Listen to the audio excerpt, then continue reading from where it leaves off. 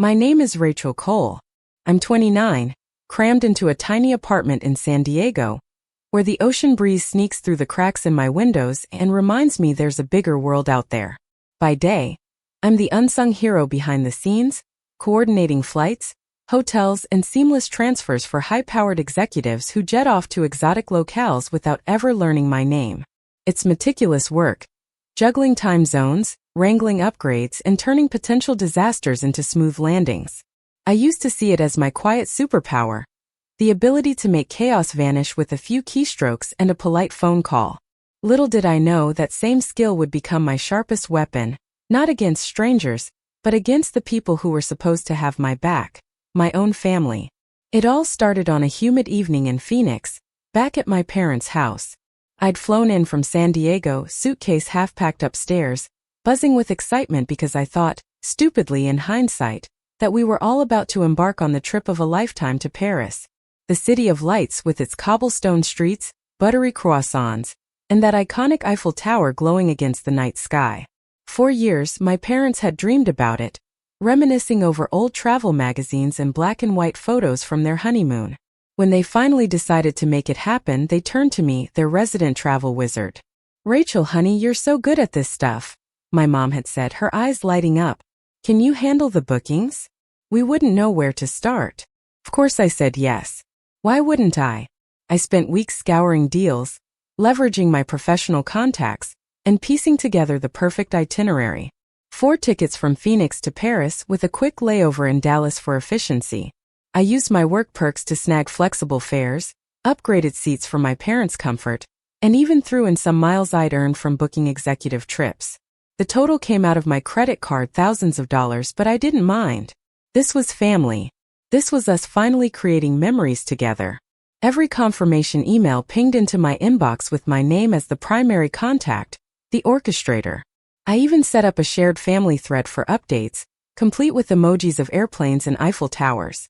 But that night at the dinner table, everything shattered. The aroma of roasted chicken filled the air, mingling with the clink of silverware and the soft hum of conversation. My brother Logan sat across from me, swirling his red wine like he was auditioning for a role in some pretentious drama. He was always the golden child, charming, ambitious, with a sales job that had him schmoozing clients and racking up bonuses. Me? I was the quiet one, the reliable fixer. He cleared his throat, that dramatic pause he loved so much, and leaned forward. "Hey Rach, make sure you're not around when we leave for Paris," he said, his tone casual, like he was commenting on the weather. "It'd be awkward if you tried to tag along." The words hit like a punch to the gut. My fork hovered over my plate, the chicken suddenly tasting like ash in my mouth. My dad nodded, not even looking up from his meal. "It's just not your place anymore," he added, as if that explained everything. My mom glanced between us, her brows furrowing, but she said nothing. I felt a hot flush creep up my neck, my heart pounding in my ears like a distant drum. On the outside, I raised my glass and forced a smile. "Understood," I said, my voice steady, even as something inside me snapped with a clean, almost relieving crack. Inside, though? My mind raced like a delayed flight announcement. Not my place. I'd been the one to make this trip possible. I'd sat up late nights on hold with airline reps, tweaking seat assignments so mom could have the aisle and dad the window. I'd coordinated everything down to the transfer times, ensuring no one missed a connection. And now they were treating me like an outsider, like I'd somehow wandered into the wrong family photo. The betrayal stung deeper than I could articulate. It was the culmination of years of being sidelined, of Logan's jokes that always landed like barbs. I didn't storm out. No, that would have played right into their narrative. Rachel's too sensitive, always making a scene. Instead, I let my smile freeze, speared another piece of chicken, and chewed mechanically while my brain whirred. "You okay, R.A.?" Mom asked, her voice tentative, like she sensed the storm but didn't want to acknowledge it. "Fine," I replied, the word flat as a deflated tire. "Just surprised."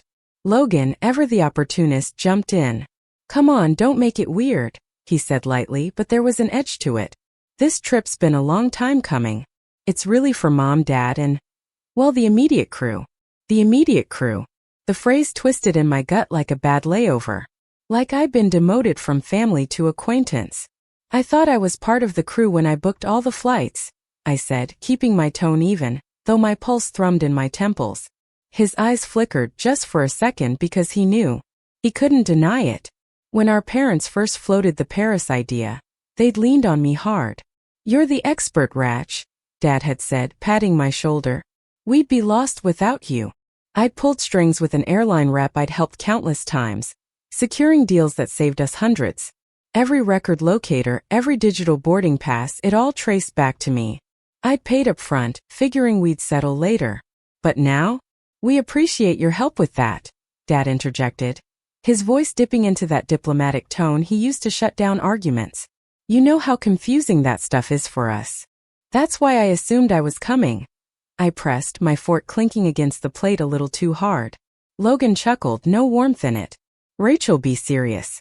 You're busy. You live in another state. You've got your little travel job, your own life. We didn't want you to feel obligated. Little travel job. The words burned like cheap coffee on a red-eye flight. My little job had funded this entire escapade, had given me the skills to make their dream real. I swallowed a bitter laugh. If I started, I might not stop. When exactly did you all decide I wasn't obligated? I asked, my voice steady but my hands clenching under the table. Before or after I spent 3 nights on hold fixing your seat assignments? Mom's lips parted like she wanted to intervene, but Logan steamrolled ahead. Don't turn this into drama, he said, waving his hand dismissively. I've been planning this Paris thing for years. There are expectations. Expectations. That word unlocked a flood of memories, sharp and unwelcome. 10 years ago, I'd earned a spot in a prestigious summer architecture program in Paris, the kind that could have launched my career. I'd worked tirelessly. Applications, essays, portfolio reviews. But Logan? He leaned in my doorway one night, smirking. You'd freak out over the language barrier, Ratch. Better let someone else have the spot. Then he spun a tale to our parents, that I'd broken down in tears, admitting I couldn't handle it. They cried, begged me to reconsider for my own good. It's too risky, too far, Mom had said, hugging me tight. I declined the offer, my acceptance letter shoved in a drawer, while they toasted Logan's new internship. To bright futures, they'd said, clinking glasses. Mine, dimmed without a fight. I never called him out, never corrected the lie. I swallowed it like I swallowed everything. His jabs at my glorified customer service job, his harmless quip to my ex-boyfriend that dating me was like a flight attendant without the cute uniform or free drinks. Each time I let it slide, chasing approval that never came. But now, staring at the 3 of them, Mom avoiding my eyes, Dad focused on his wine, Logan unbothered, I saw it clearly. They didn't see me as an equal. Just the fixer, the one who smoothed edges and stayed quiet. So let me get this straight, I said slowly, my voice low to hide the tremor. I plan the trip. I book the flights. I pay for the tickets. And at the last second, you decide I'm not welcome. Dad protested quickly. No one said, not welcome. We just thought it might be better this way, less complicated. Logan stared me down. You're overreacting. It's just a vacation. Don't make it about you. The room spun slightly, the weight of their dismissal pressing on my chest like cabin pressure at takeoff. They really didn't see it, the years of quiet erosion, how they chipped away at my confidence until I fit neatly into the role they'd assigned. Helpful but not essential. The thing about being the one who holds everything together? You know exactly where the weak points are, how to pull a single thread and watch it all unravel. That night, after faking exhaustion to skip their Paris-themed travel documentary, the host's voice droning about the Seine's magic like a cruel tease, I retreated to my old bedroom. The posters were gone, replaced by bland art, but the carpet dent from my desk lingered, a ghost of the ambitious girl I'd been. My phone buzzed. A text from Logan. Just making sure we're clear. Don't show up at the house Wednesday morning. It'll be awkward with the car and all. We've got it covered. No emoji, no softening, just orders like I was a fired intern. I stared at the screen until the words blurred. Proof stacking up that I'd never been truly seen. The old script tried to play. Maybe he didn't mean it that way. Maybe I'm dramatic. Maybe one calm explanation fixes this. But then the memory hit. Me at 19, clutching that Paris acceptance, Logan's lie stealing it away. The panic attack I'd had wasn't from fear of the program. It was from typing that decline email, watching my dream slip through my fingers while he basked in praise. No more. I opened my work email, pulled up the reservation. There it was, 4 tickets, names listed neatly: Mom, Dad, Logan, and me. Because originally this was our trip. A wild impulse surged. Cancel theirs. Change it all. Guilt countered immediately. Petty, cruel, you'd prove them right. I paced, heart thudding against my ribs like turbulence. Imagine them pulling away Wednesday, Logan joking about extra legroom without me, parents laughing politely. Then the counterimage. Logan at check-in, ticket vanishing, confusion rippling through them. Turning to me, the expert, and finding I'd stopped saving them. What would you do if the power to deliver consequences sat in your hands, disguised as a modify booking button? I didn't act that night. Instead, I opened my notes app. Things I let slide. 1. Lied about my Paris program tears. 2. Called my apartment a phase. My job glorified service. 3. Told my ex I was basically a bad deal. 4. Tonight's dinner dismissal. By number 12, years of jokes at holidays sidelining my achievements, my jaw ached from clenching. At the bottom, 13. I never made him feel it. I always took the hit. Lying on my childhood bed, ceiling shadows dancing, the TV downstairs murmured about Paris changing lives. Felt like a sign. Paris had tried to change mine once. Logan stopped it. Not twice. Another buzz, the family thread. Outfits from Emma, my sister, quiet through it all. Dad's printed itinerary, Logan's selfie with his carry-on caption. Can't wait to get away from the chaos. Just us. No one corrected. No Rachel too. I reopened the booking. Fingers steady from years of practice. Flexible tickets, my choice for their sake, meant easy changes. Alternate timelines flashed. Do nothing, swallow humiliation. Confront, beg inclusion, maybe guilt adds me back but power stays theirs. Or the third. Stop prioritizing their comfort over my dignity. I canceled 3 tickets. Kept 1. Rebooked myself. Earlier flight, different terminal, Chicago layover, seat upgrade with my miles. The system spun cheerfully, refunds routing to my card. I whispered into the dark. You wanted Paris without me. Let's see how that works. Wednesday dawned bright. Desert sun filtering through curtains. Mom knocked softly. Rachel awake? I shoved my packed suitcase deeper under the bed. Opened the door in pajamas, rubbing eyes for effect. You guys leaving soon? She smiled, excitement etching her face younger. Your brother wants to be early. He's checked us in on his phone, printed backups. Irony choked me. He overprepared? Right, I said. Downstairs, departure buzz. Suitcases lined, coffee brewing, Dad muttering passports. Logan strutted in, blazer screaming Euro chic, smug as ever. Remember, don't be here at 11, he said casually. Don't want to trip over you. Cab's packed. Don't worry, I replied. I won't be. Emma shot me a confused glance over coffee. Text me pictures, I told her, chest tight.